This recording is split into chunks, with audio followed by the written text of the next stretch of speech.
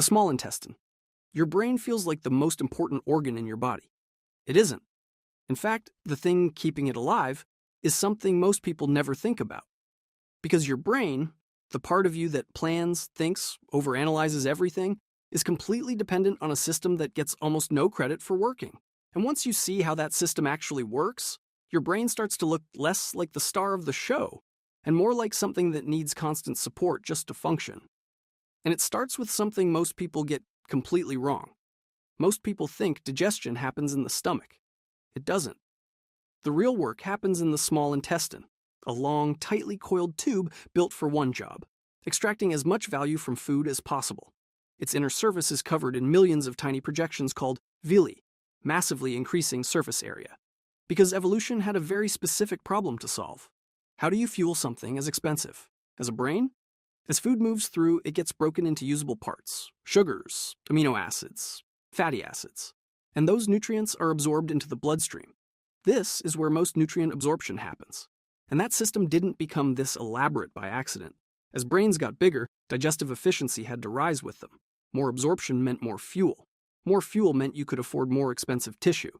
So while the brain gets all the credit, it's not actually doing the heavy lifting. Because no matter how powerful your brain is, it only works as well as the system feeding it. And once you see how the brain actually evolved, everything about it starts to look a little different. The brain. Your brain feels powerful. But evolution didn't build it to be efficient.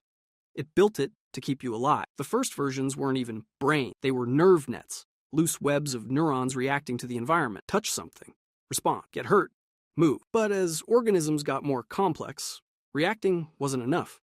You needed to predict. So evolution pulled those neurons into centralized control systems, the first real brain. And then something unusual happened.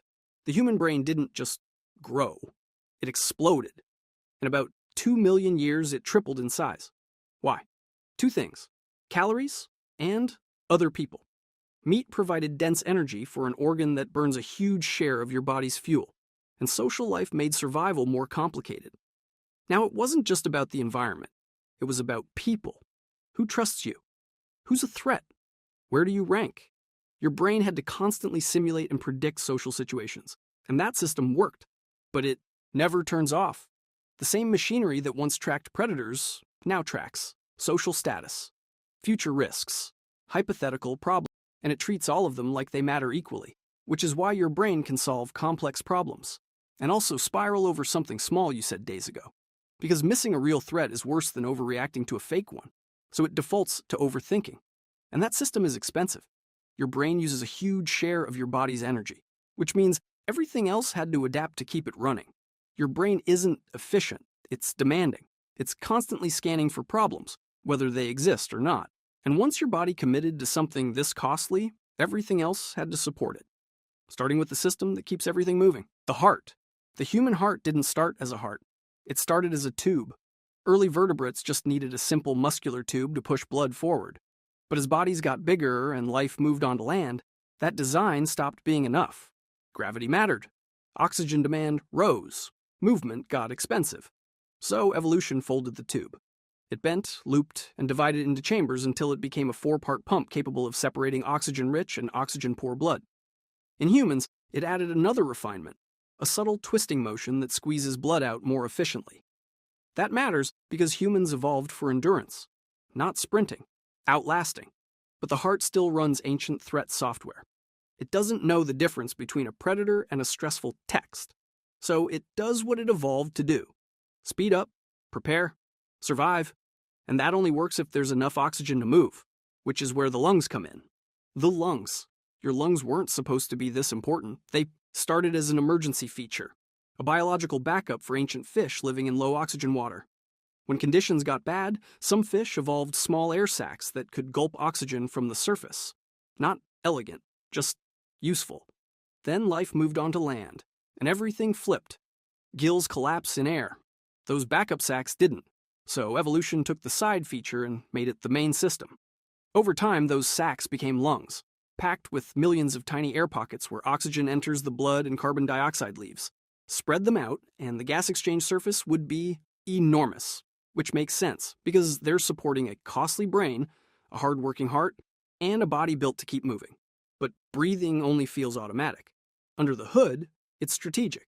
Your lungs constantly adjust based on activity, stress, and carbon dioxide levels, which is why anxiety can make you breathe faster even when nothing physical is happening. Same ancient rule, new problem. If something might be wrong, increase oxygen. But oxygen is only step one. The bigger challenge is turning food into usable energy. The stomach. Your stomach is basically a controlled chemical attack. Early life didn't need anything like this. But once animals started eating other organisms, especially on land, food got tougher, dirtier, and more dangerous. Plants came with toxins, meat came with bacteria and parasites. So evolution needed a way to break down risky food inside the body without killing the body. The answer was acid, a lot of it.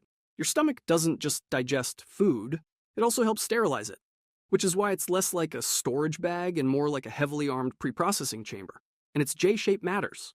That shape helps create a churning system, mixing food with acid and enzymes until it becomes a semi-liquid slurry your intestines can actually work with. That design became especially useful once humans stopped being picky eaters and started consuming whatever worked. But here's the catch. The stomach doesn't actually do most of the digestion. It just prepares the food for the system that actually extracts the energy your brain depends on. And once that system has taken everything it needs, you'd expect the rest to be waste. It isn't, because evolution found a way to use that too. The large intestine. You're not alone in your own body. Your large intestine is home to trillions of microbes, and some of them are doing jobs you can't do by yourself. By the time food gets here, most usable nutrients are already gone. What remains is fiber, waste, and indigestible material. So instead of trying to finish the job alone, your body outsourced part of it. To bacteria, these microbes ferment leftover material and produce compounds your body benefits from, including certain vitamins, which means part of your nutrition comes from a partnership with organisms that aren't even human. That system exists because your ancestors ate a lot of tough, fibrous plant matter. And to survive on that, extra chemistry helped. So the large intestine became less of a trash chute and more of a fermentation chamber. But once nutrients are extracted and microbes are done, there's still one final problem. Cleanup. And one organ in particular took that job personally. The liver. If one organ quietly runs your life, it's not your brain. It's your liver. The liver performs hundreds of jobs. Filtering toxins, processing nutrients, producing bile, storing energy, and helping manage immune defense. It's less like an organ and more like a biochemical factory with no off switch. That became necessary once life on land got messy. Plants evolved chemical defenses. Meat spoiled. Toxins showed up in all kinds of places. So evolution needed a processing hub between digestion and circulation. Enter the liver. Everything absorbed from food passes through it first. Nutrients get processed. Dangerous compounds get neutralized or transformed into something the body can safely remove. And it doesn't stop there. The liver also helps stabilize your energy supply. Eat too much? It stores fuel. Go without food? It releases it. Then there's the unfair part. It can regenerate. That ability likely evolved because damage used to be expected. Injury, infection, toxins, survival favored organs that could recover. So the liver became resilient, adaptable, and absurdly overqualified. But real-time energy control needed a second specialist. And that's where the pancreas comes in. The pancreas. Most organs choose a lane. The pancreas didn't. It works in two systems at once: digestion and hormones. On one side, it produces enzymes that help break down food in the small intestine. On the other, it releases hormones like insulin and glucagon, which regulate blood sugar, deciding when energy gets stored and when it gets released. That role became crucial because human eating patterns were unpredictable. For most of evolutionary history, there was no reliable meal schedule. There was feast, famine, and uncertainty. So evolution needed a stabilizer, something that could smooth out energy swings and keep the body running between meals. That's what the pancreas became. The problem is, it now operates in a world full of refined carbs, constant snacking, and food abundance. So a system built for irregular scarcity is now being pushed by nonstop input.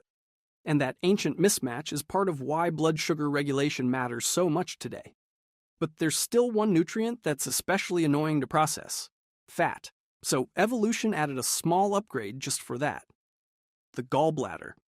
Your body treats fat like a logistics problem. Fat is energy-dense and useful, but it doesn't mix well with the watery environment of digestion. So the liver produces bile, which acts like a detergent, breaking fat into tiny droplets enzymes can handle. but bile is produced slowly, while fatty meals come in bursts. So evolution added a storage pouch, the gallbladder. Its job is simple: store and concentrate bile until a fatty meal shows up, then release it on demand. Efficient, timed, practical. And interestingly, not all animals even have one, which tells you this system is useful, but not always essential. Humans can live without a gallbladder. But the bigger pattern here is storage, regulation, and control. And once life moved onto land, control became a hydration problem. So the next question was brutal. How do you not dry out? The kidneys. Life didn't just move onto land, it almost failed there. Because on land, water loss becomes constant. That forced evolution to solve a hard problem. How do you remove waste without dumping the water you need to survive? The answer was the kidneys. Early fish had simple filtering tubes that dumped waste into the surrounding water. Fine for aquatic life, terrible for land. So those simple tubes evolved into precision regulators. Modern kidneys don't just filter, they decide. They remove waste while reabsorbing water, balancing salts and minerals, and constantly adjusting based on your internal state and environment. Haven't had water? Conserve. Drank a lot.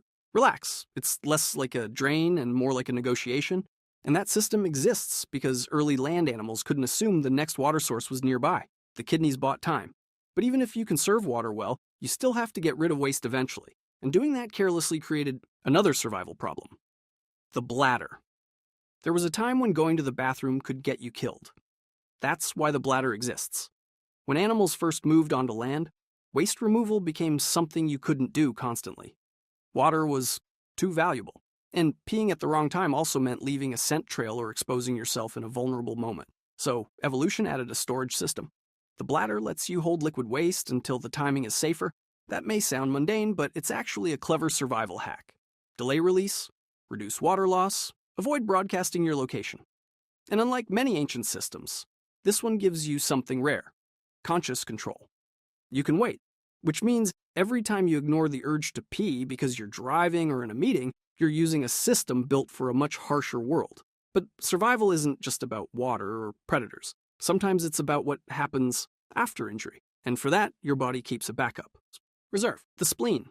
The spleen is one of the least appreciated organs in your body, because when nothing is going wrong, it's easy to ignore. But it evolved in a world where things went wrong all the time. The spleen helps filter blood, remove old red blood cells, and recycle useful components. But more importantly, it acts like a reserve unit, storing immune cells and platelets that can be mobilized when the body is injured or under attack. That mattered in early mammals living rough, trauma-prone lives.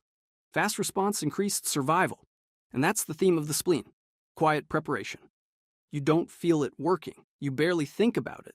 But when things go sideways, it helps shrink the gap between damage and response. You can live without it, but you lose margin.